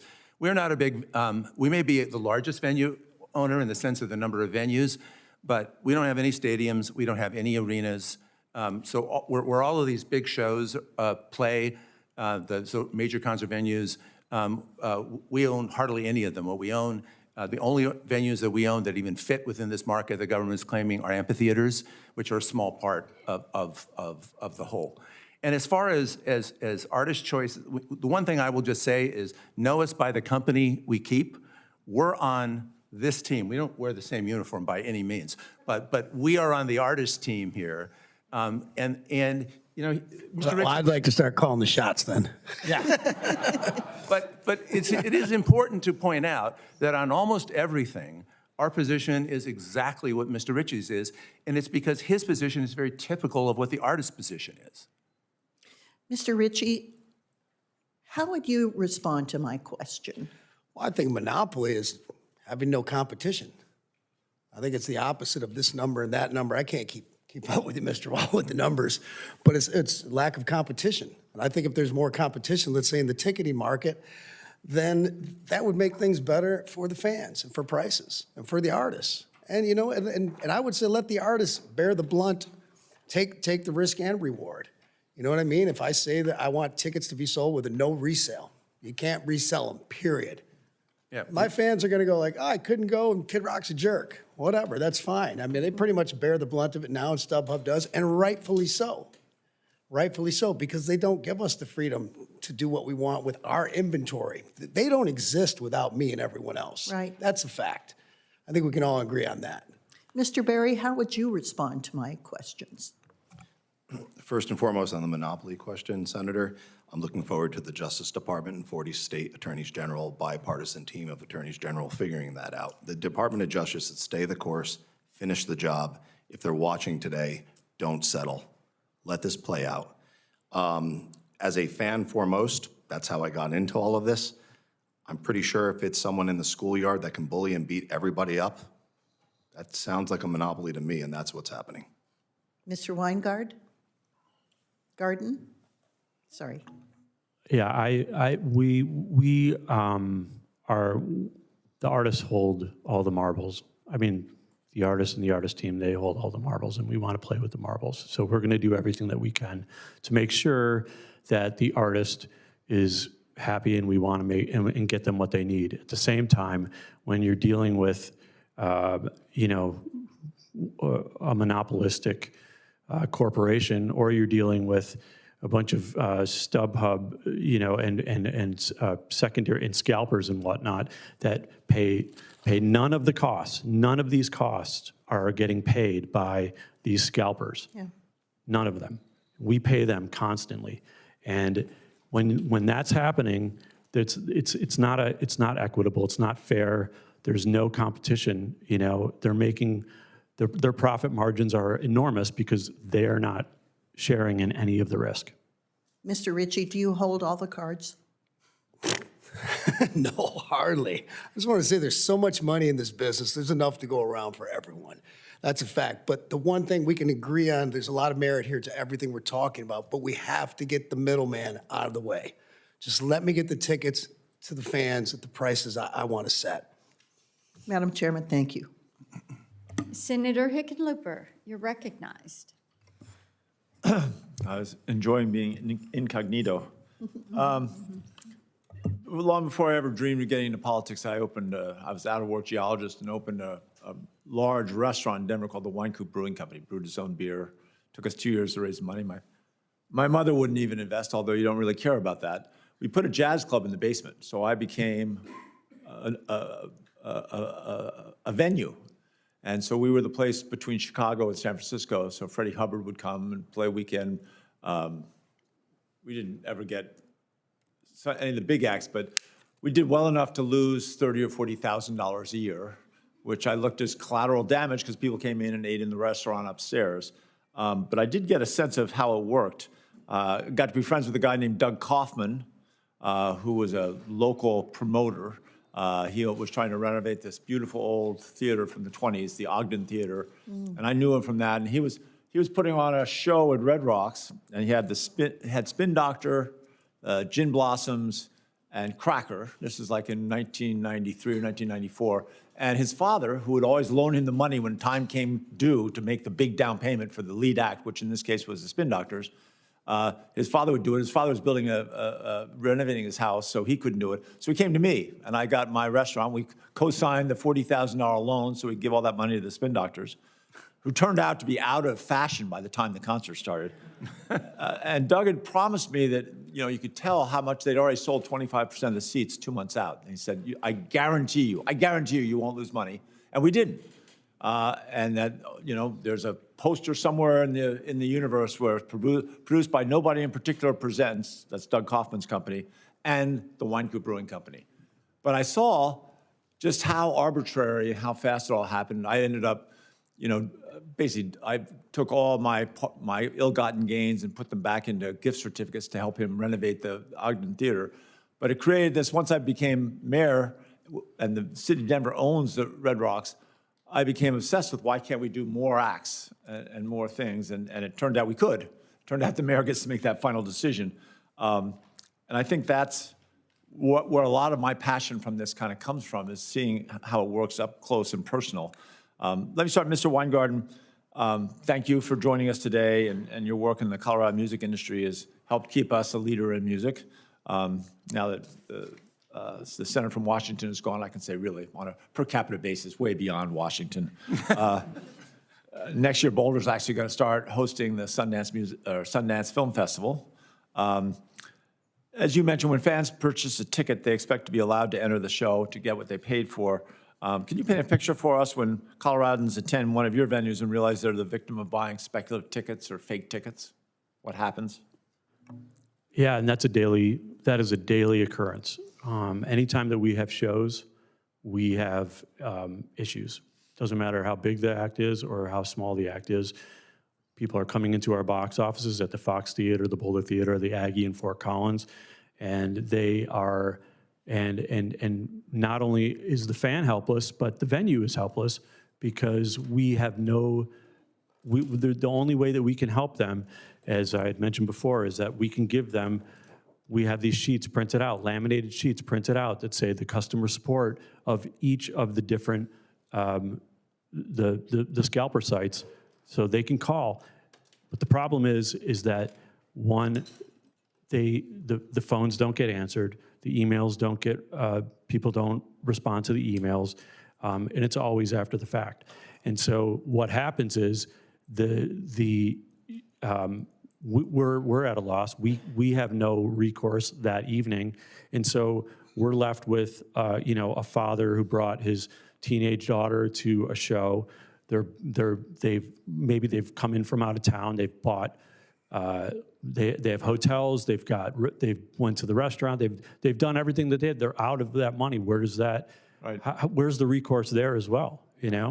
So we see this on a daily basis, and it's a massive problem. Oh, well, we will do our best to fix that.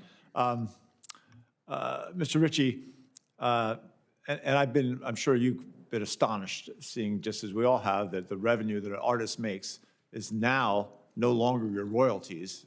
It's where you perform, at least for most people. I think you might be in a different league in that. But you've worked with countless venues and performers and middlemen and promoters and platforms. And as much as you love seeing fans sold out, I wanted to ask just a question about dynamic pricing and whether there isn't a way to get the artist more money from that. If that ticket's going to be resold, shouldn't the artist get a piece of that, a cut of that? And wouldn't that justify that open market after tickets have been sold?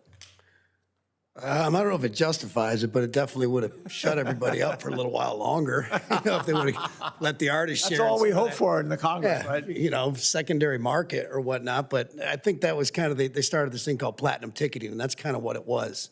They kind of shared some of that revenue with the artists. It was just this, it's like, no, we don't want any of this. And to be honest with you, back in the day, I didn't really understand it.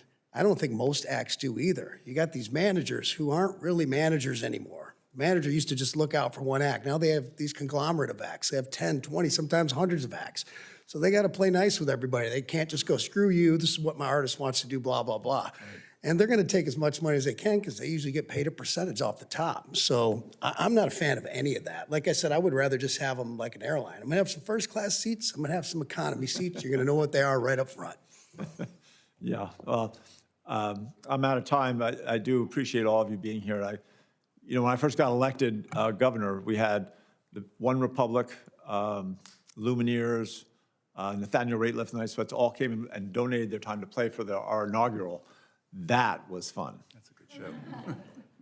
And like most good fans, you remember those special nights. Exactly. Around a concert and around a venue. Senator Markey, recognized. Thank you so much, Madam Chair. Thank you to Ranking Member Hickenlooper for holding today's important hearing. And with my New England Patriots now playing Senator Cantwell's Seattle Seahawks in a Super Bowl less than 2 weeks, this hearing comes at a fitting time because prices are sky high. In fact, right now they're double the price to go to Denver for the Patriots-Denver game in that beautiful snow globe that you created.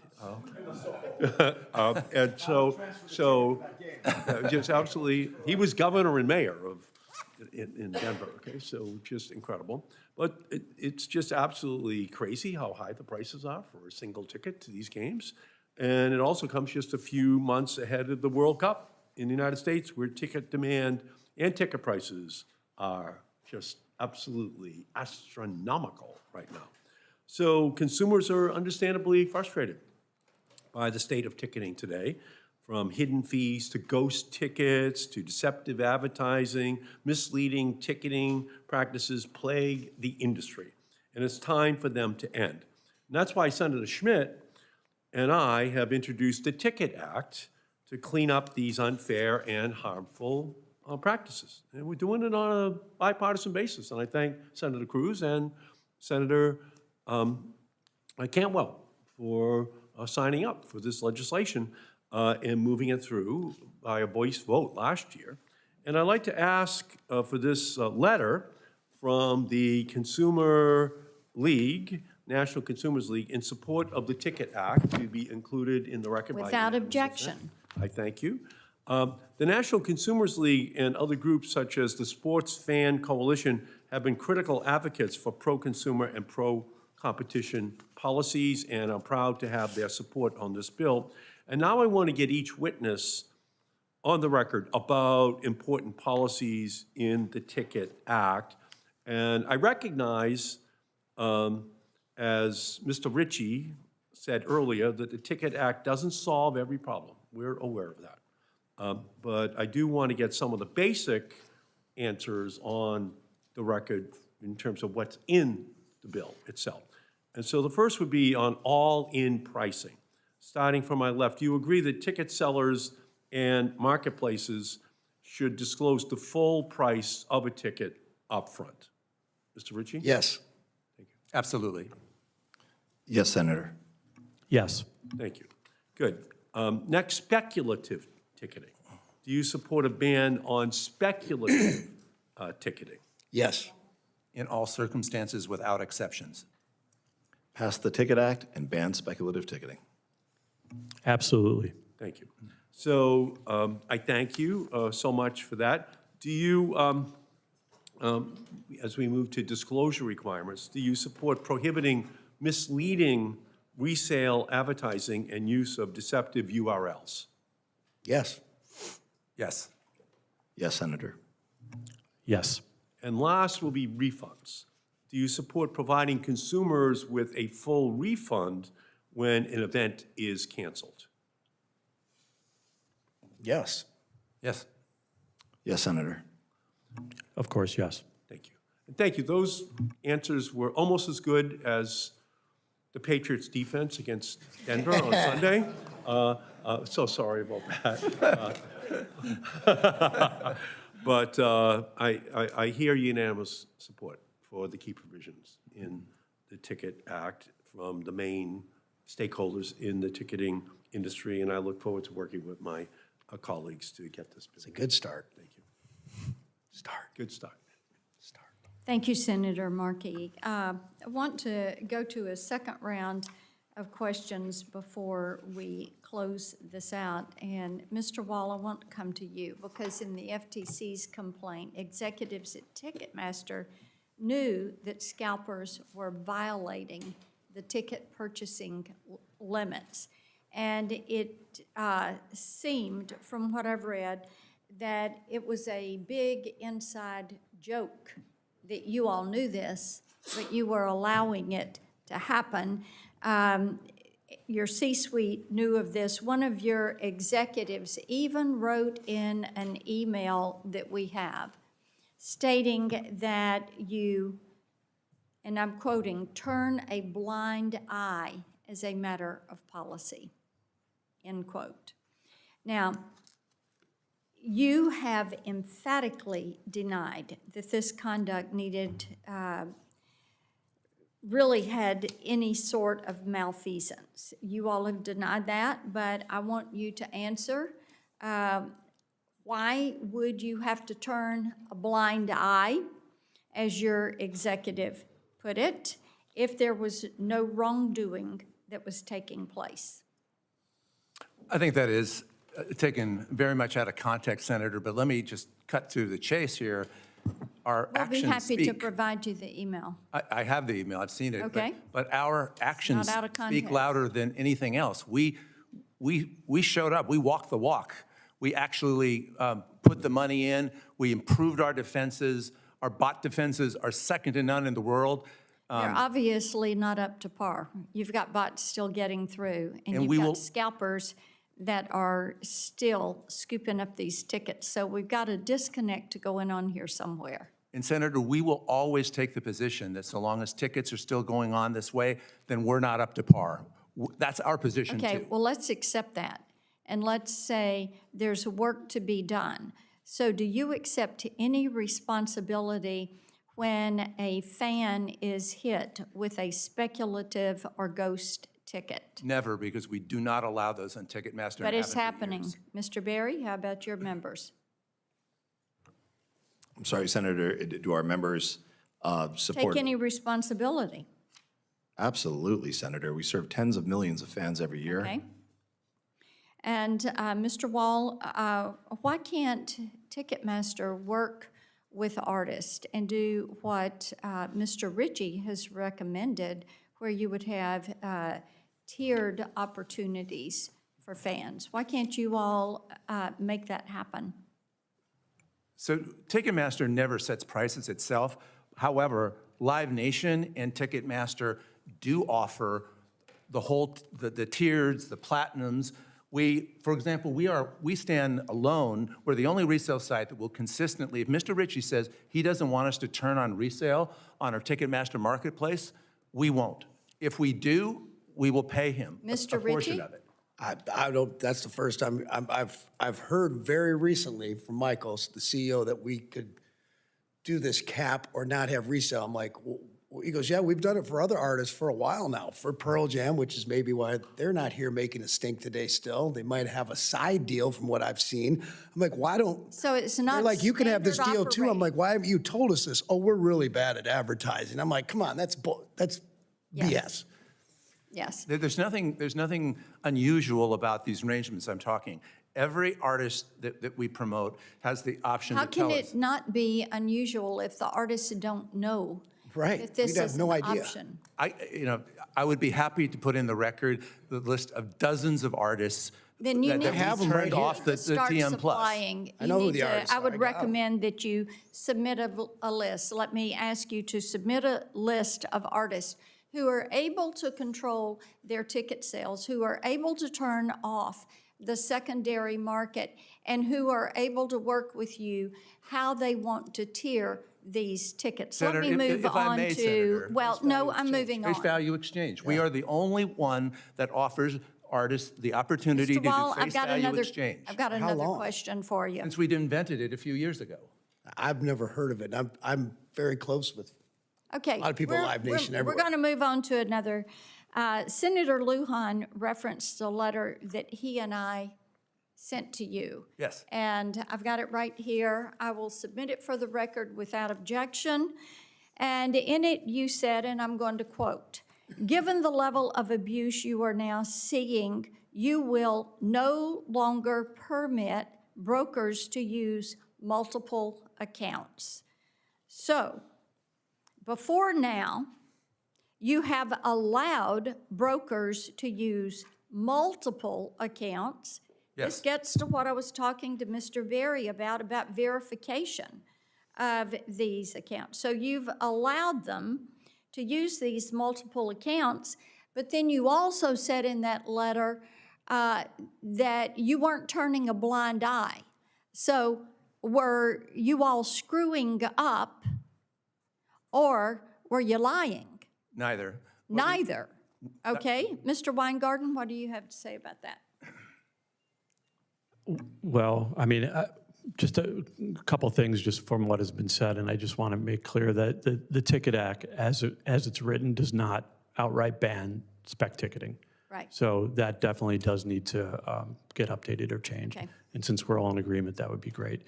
But the other piece is that, sorry, I lost my train of thought. What was the question again? I apologize. We were talking about, he was saying that we were talking about the brokers. Multiple accounts. Scalpers, and the multiple Oh, yeah. accounts that the brokers had, and they had responded. We have the email where one of the C-suite said that they just turned a blind eye. It was standard practice. But in the response to Senator Lujan and I, they responded, "Given the level of abuse you are now seeing," like it was just now beginning to happen, "you will no longer permit brokers to use multiple accounts." And you had referenced the ghost tickets, speculative Right. tickets. So I was asking if you agreed with him. I would definitely say that we experience that quite a bit. In fact, when we're looking at different, trying to do some like scrubs to see how many scalpers are potentially hitting a particular show, sometimes they're even egregiously even utilizing the Boulder theaters address and we'll see 20 to 30 different. And then when you find one of these scalpers, what do? We try to cancel those orders and get rid of them, Cancel the because when you're orders. seeing, And you when do you're it seeing before. 60, when you're seeing 60 different orders, not tickets, 60 different orders from the state of Indiana or something like that come in for a show at the Fox Theater in Boulder on a particular night, we know that that's fraudulent activity. Okay, Mr. Wall, I want to come back to you on this because I think it gets, why did you allow the abuse of the system for years? Before you said you weren't turning a blind eye, and before you said you were going to clean it up. What we allowed was brokers to have multiple accounts, and that is because virtually all brokers have multiple accounts and always have. So you did not do verification if these were actual brokers or they were bots? Oh, sure we did. Of course we did. Well, you ended up with a whole lot of bots, and then you said you're blocking a lot of the bots. So, I mean, we've still got a difference. Mr. Ritchie, you had a comment? It's this simple. If I buy a ticket and I go to the show, I'm their worst customer. If they allow these multiple counts to go on, that ticket resells and they make more money. Boom. Mr. Wall, I want to come back to you. July of last year, Ticketmaster filed a public comment in response to the DOJ and the FTC request for information on issues in the ticketing industry. Now, in that public comment, you made some very interesting arguments. Not sure I agree with all of this, but you made some interesting arguments. On page 11 of that comment, you wrote that the Bots Act, and I'm quoting, implicitly obligates ticketing platforms not to turn a blind eye to patterns of behavior that indicate unlawful ticketing harvesting. Yes. End quote. Okay, now I agree with that. You should not turn a blind eye to that. This supports the fact that the Bots Act holds companies like Ticketmaster liable for selling unlawfully purchased tickets. Senator Moran and I wrote the Bots Act, and the Bots Act was never meant to be Section 230 for ticketing platforms. So why are you now taking the opposite position in ongoing litigation? We aren't. There must be a misunderstanding, because our interpretation of the Bots Act is fundamentally the interpretation that you and Senator Lujan put forward in your amicus brief in the Key Investment Group case. And we have another amicus brief coming on the second one. Okay, do you have, Senator Hickenlooper, do you have any questions? I have myriad questions, but I will restrain myself. I wanted to, Mr. Ritchie, I wanted to ask, in your experience, your direct experience, how much control does the artist have in what the final price for an artist or a customer pays for that ticket relative to the add-ons? The final price or setting the price of what we'd The like? final price. The final price, well, not much. So you I mean, can't- that includes all the fees, the tacked on, how the buildings make their money, everyone this, that, and the other. There's, they charge how much to print out a ticket at home, all these little stuff that makes no sense, like that everyone's up in arms about. We get a ton of say in what we want the tickets priced at, because that's where we make our money, and we make the majority of that money. As I'm sure Mr. Wall will be happy to tell you, that's true. But at the end of the day, no, we don't have any, over all those fees and everything that they tack on and all the stuff that people are really upset about. If I say tickets are $49, whatever, fans are usually like, okay, that's great.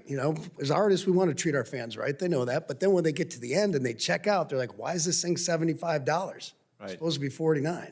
That's a huge problem. Right, and there's no way, when you can't restrict the contract, when you're signing a contract with that promoter, they're unwilling or unable to guarantee that they can, assuming, and obviously if we do a federal law that. I mean, this is why I said subpoena some of this stuff, because what I've heard, people are getting kickbacks from this. Sometimes it's the managers or the artists. There's a lot of people at fault here. I'd like to put it all on Ticketmaster, and they take the majority of these blows, no question, them in Live Nation. But there's a lot of people there with their hands in this cookie jar that it shouldn't be in. And that's why I hope you subpoena a lot of these contracts and look for some of this fraud, because I bet there's some folks who go to jail. I'm not going to judge anybody on that evidence yet. You know, since last year, the FTC's all-in pricing went into effect. Have you guys seen a change in the market since that? And maybe each one of you can describe a little bit what the change is. And then also, if we made that a federal law rather than just a rule, would that make a difference? So that's the two questions. Have you seen a change, and would? That's great. I think that's great for fans, just more transparency so they don't get sticker shock when they go to check out with all these hidden fees. Okay. It's been very important because contrary to what a lot of people believe, ticketing companies can't decide how to show these prices. It's the content owners who sort of dictate this. And so you have a problem getting everybody on board. It's now, we've been pushing this for years. The system is working. Some people were saying that there'd be a lot of problems. There haven't been any problems. It turns out this works just fine. Right. And you think there's a benefit to making it a federal law as opposed to just a FTC rule? The only thing I would ask with that is the industry has adjusted to the FTC rule, so tried to be as consistent as possible, but otherwise, yes, absolutely. Taking what's working and just thank you. Yeah. I yield to the more experienced person up here than myself. Mr. Berry? Yep, we absolutely support all-in, total upfront pricing. We've been advocating for years, and I want to thank the FTC for doing it, and I do agree it should be codified into statute. Okay. Mr. Weingarten? Yes, we've been working, meaning the National Independent Venue Association, has been working throughout the states, and we've gotten a lot of states on board for some time, and they've been, it's been great, and I think a federal law with that would be terrific. Right. I appreciate that. I do have more questions, but I'm going to just put them in written form for you all. We've had them here for a little while. Mr. Berry, I do have one more for you. What percentage of the tickets that are sold on your platform are from brokers?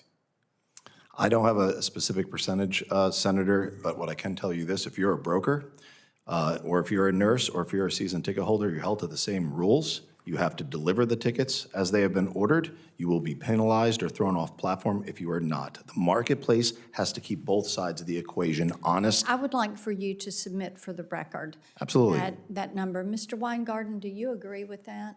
I 100% do not agree with that. Not a chance. I think that is very false. And we experience that, as I mentioned in my testimony, we experience that on a day-to-day basis. And I guarantee you that all the 100 venues that I represent for the Colorado Independent Venue Association and elsewhere will say the same thing. Well, I want to draw this hearing to a close. You all have been gracious and you've been patient with our questions, and I am grateful for that. Members of the committee are going to have until February 4th to submit their questions for the record. As you have heard many say, they've got more questions, so you're going to get questions for a response in writing. We will expect that response back from you by February 18th and would appreciate it. As you can see, this is something people are, they've lost their patience with this price gouging, and they want to see some consistency, transparency, and maybe even a little bit of equitable treatment for fans in this marketplace. And at this point, I will conclude this hearing as I say thank you all for your time.